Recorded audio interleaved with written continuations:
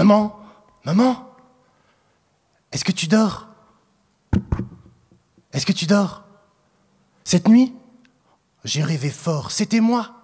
J'étais le peintre des étoiles filantes dans la galaxie des belles promesses. J'avais de l'encre et des couleurs désopilantes pour qu'elles progressent. Elles partent tellement vite, waouh! Toi aussi, tu y participes? Moi, j'ai ma carte de visite.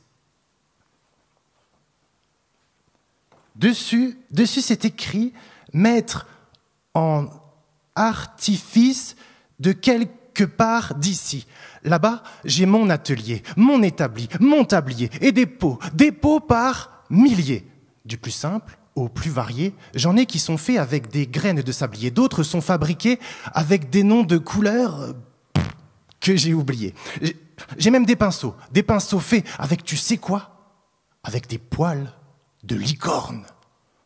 Maman, aide-moi, il faut que je me rendorme, je veux les revoir, ces étoiles de toutes les formes qui viennent illuminer le vide que mes échos forment. Maman, réveille-toi, réveille-toi! J'ai rêvé si fort, le même rêve, le même décor, encore! Bien sûr qu'il y avait des étoiles, bien sûr, mais il y avait aussi des météores.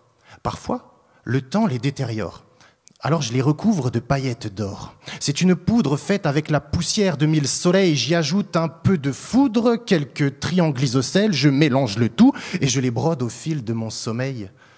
Dans mes rêves, je travaille avec obstination. Ouais, j'ai du mérite. Je fais même des exceptions. Hier, j'ai repeint une famille entière de satellites. Maman, est-ce que tu rêves, toi? Si tu rêves, pourquoi je t'y vois pas? Pourquoi tu m'aides pas? C'est vrai, un coup de pouce ne serait pas de refus car certaines étoiles s'impatientent et ne brillent presque plus. D'autres préfèrent m'éviter et partent vers de nouvelles constellations. Malgré l'intensité de ma passion, elles s'échappent dans l'immensité de mes questions. Je crois que je suis en train de perdre pied devant la gravité de la situation. Hier, entre elles, il y avait encore plus d'espacement et beaucoup moins de déplacement dans l'espace-temps. J'ai l'impression que peindre des étoiles pour moi, c'est plus qu'un passe-temps. Maman, est-ce que tu dors? Je crois que j'ai rêvé trop fort. Le contour de mes étoiles filantes s'est éteint, et sur le bout de mes doigts, l'adolescence a déteint. Depuis, mes rêves s'assombrissent, et c'est avec rengaine que je gribouille. Sans mes peintures, j'ai l'air d'un garçon triste, avec de la peine et des larmes qui coulent. Moi, je voulais simplement dessiner mon histoire sur la toile vierge de ce chevalet. On m'avait dit qu'il fallait juste y croire, sans me soucier de ce que je valais. Donner du stylo aux larmes pour humidifier tous mes pinceaux, reprendre quelques kilogrammes et un peu de confiance avant le grand saut.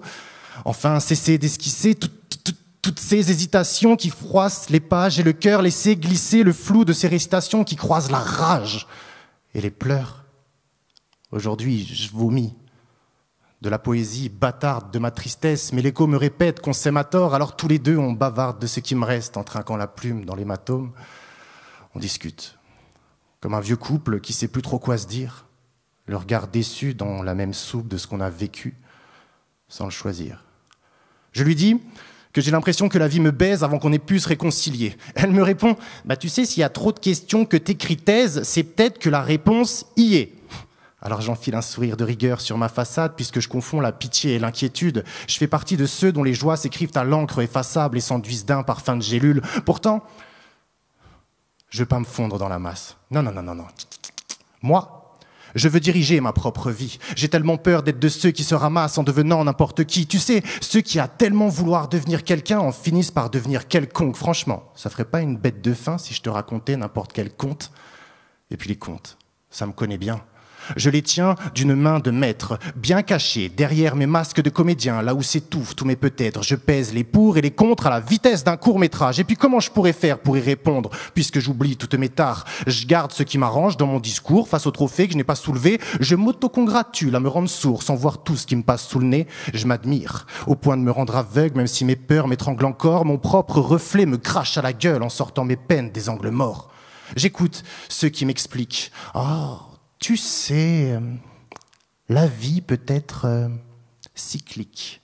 Tu devrais apprendre à te laisser porter par le vent. Mais quand je me retrouve seul au bord du précipice, Moi, je préfère prendre du recul qu'aller de l'avant.